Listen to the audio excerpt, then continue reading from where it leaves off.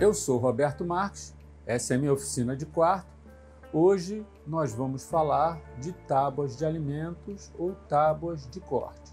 Esse é um vídeo dos meus primeiros projetos, parte 2. E em março de 2017, quando eu então comecei a minha oficina de quarto, meu primeiro pensamento e projeto seria de fazer tábuas de alimentos para vender.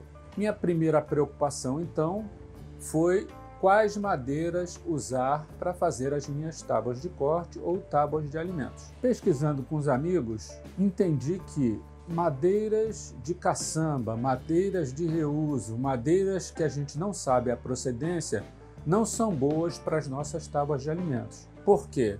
Essas madeiras podem conter fungos, produtos químicos e outras coisas que não são saudáveis em contato com os alimentos.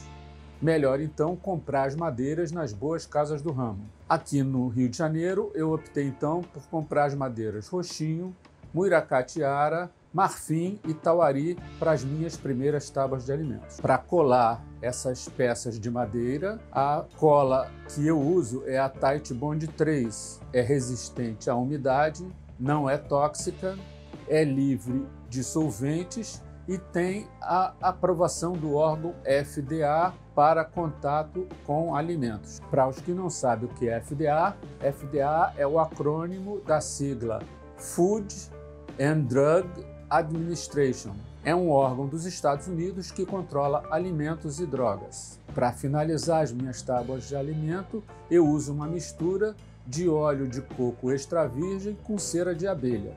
Um amigo do Marceneiros Mega, o Ricardo Morcegão, ele produz esse óleo para vender no Mercado Livre. Aqui embaixo no vídeo vocês têm o link para comprar essa mistura para as suas tábuas de alimentos. Eu uso, eu gosto muito e recomendo. A primeira tábua eu fiz com as madeiras no sentido longitudinal dos veios da madeira e a segunda tábua eu fiz com as fibras de topo, que os gringos chamam de end grain. Nessa tábua com as fibras de topo eu usei também roxinho, muiracatiara, marfim e tauari.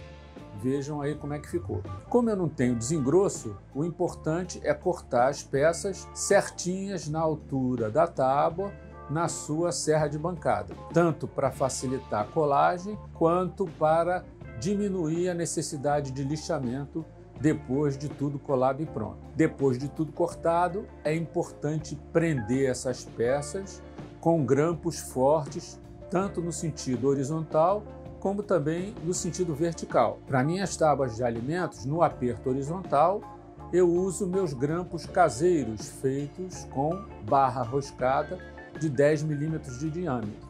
Vocês podem ver aí nas imagens como é que eu fiz esses grampos que têm 1 metro de tamanho dessas barras roscadas e com as madeiras, as porcas e arruelas, o espaço que eu tenho útil para apertar é de aproximadamente 85 centímetros. Depois de apertar as peças coladas, é necessário usar uma lixadeira de cinta para fazer o acabamento final da sua tábua. Na minha oficina eu uso a lixadeira de cinta da Bosch e tem um vídeo aqui no meu canal sobre essa máquina. Se você não tem uma lixadeira de cinta, é possível finalizar a tábua usando uma tupia com uma fresa reta, como essa que eu uso de 20 milímetros de diâmetro.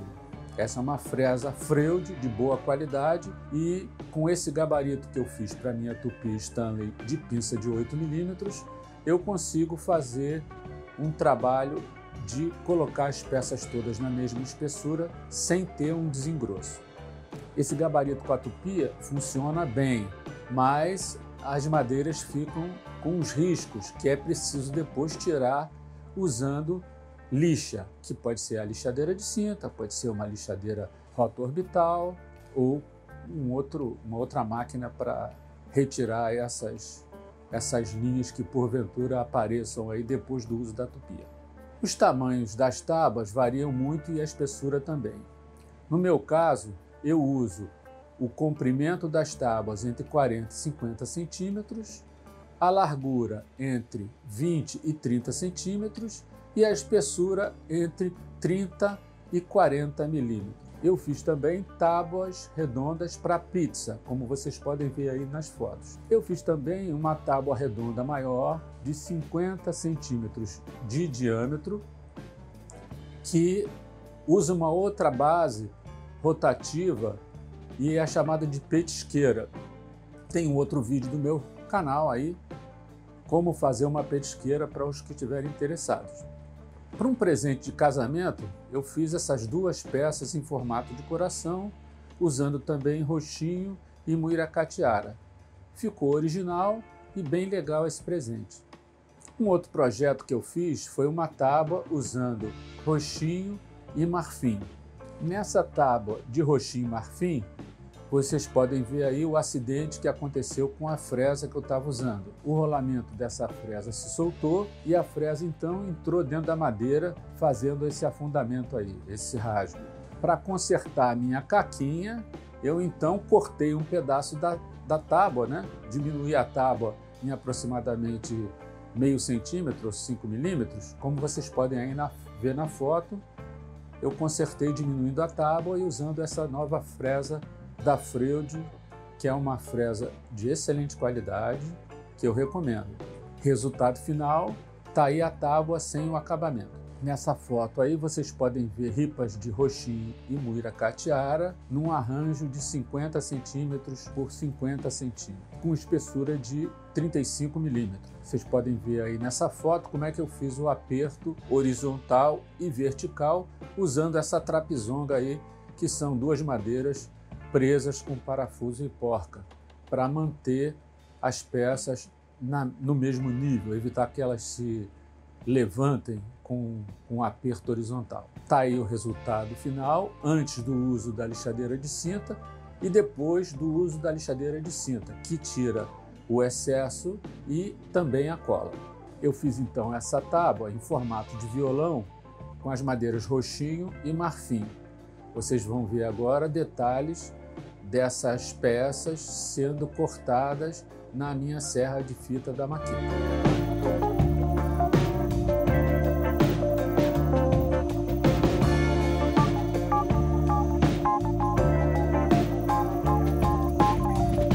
Esse é o resultado final da tábua no formato de violão que eu fiz para dar de presente para um amigo do grupo Marceneiros Mega. Para o projeto de tábua de alimentos ser bem sucedido, você precisa primeiro cortar as peças com a maior precisão possível, apertar bem essas peças, tanto horizontal como verticalmente, e para evitar esse deslocamento vertical, eu fiz essa trapezonga que vocês estão vendo aí na foto. Nas tábuas de alimentos usando roxinho, vocês podem ver nessa foto essas rachaduras que podem acontecer depois de colocado o acabamento. Como é que faz para corrigir?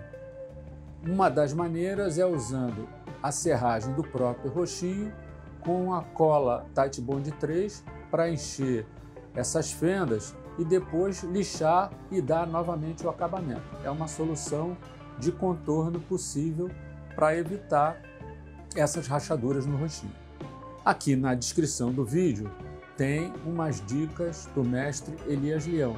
Ele fez uma postagem no grupo Marceneiros Mega em março de 2019 falando sobre tábuas de alimentos. Para finalizar então o vídeo, o meu pensamento inicial de produzir tábuas de alimentos para vender não foi uma boa ideia.